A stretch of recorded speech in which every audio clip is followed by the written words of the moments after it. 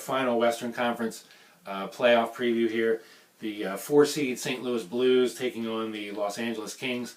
This morning when these series prices opened up, the Kings were a -120 favorite with the comeback on the Blues at even. I was able to get in on that at that price, and it has since surged the other way around and pretty much flip-flopped by the time I'm taping this Monday evening.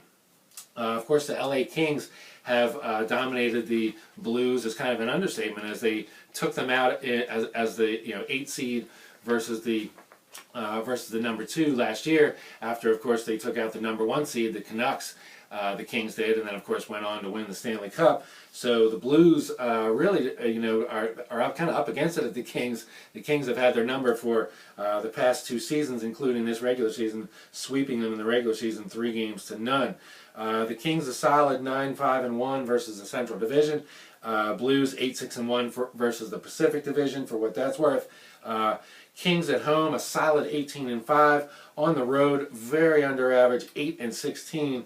Whereas the Blues were pretty solid at home and on the road with almost identical records, 14-10, 14-10. So as far as the power plays go, the Kings have a 9th-ranked power play, 20%. St. Louis is 12th at 19.7%, so pretty much a toss-up there.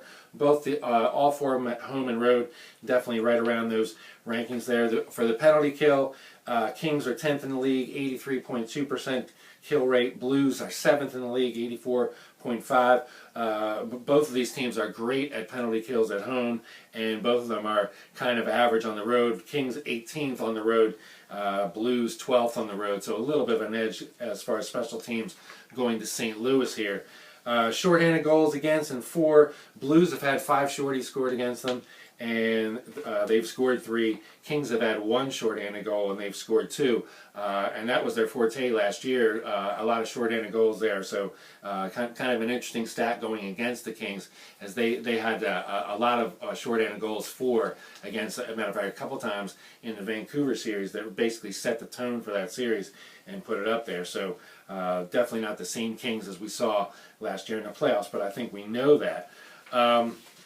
So as far as the series goes, I've also made a play, as I said, on the Blues at even money, plus 100. I probably would take them at the -120 for the series. I do look for the Blues to be able to turn this around.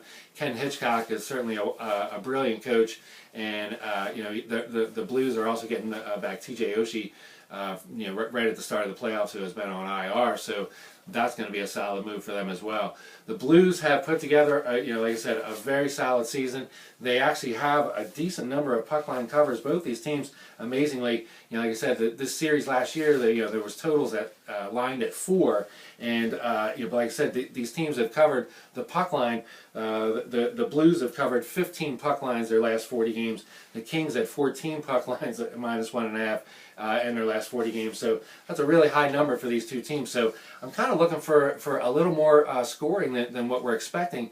The total opened up at 5 under -150. And I definitely jumped on the plus 140, and then I bought some at plus 135 as well. I'm waiting for the alternate lines to come out tomorrow, and hopefully jump on the plus 5.5 in the neighborhood of like plus 170 or so. I kind of look for some goals to be scored here, maybe even a minus 1.5, over 1.5 in the first period might make some sense too. Because like I said, both these teams can mix it up. I mean, not tremendously high scoring, because they both can play some defense, but I kind of look for some pucks to go in the net, a little more than we saw last year, but between these two teams. Of course, the goalies, that was the tone for the Kings last year, with Quick stepping up big time, Jonathan Quick stepping up and basically riding them to the cup. This year, he's rather average, 2.46 goals against, 17-18 record. The team, the Kings as a team, 2.35 goals against.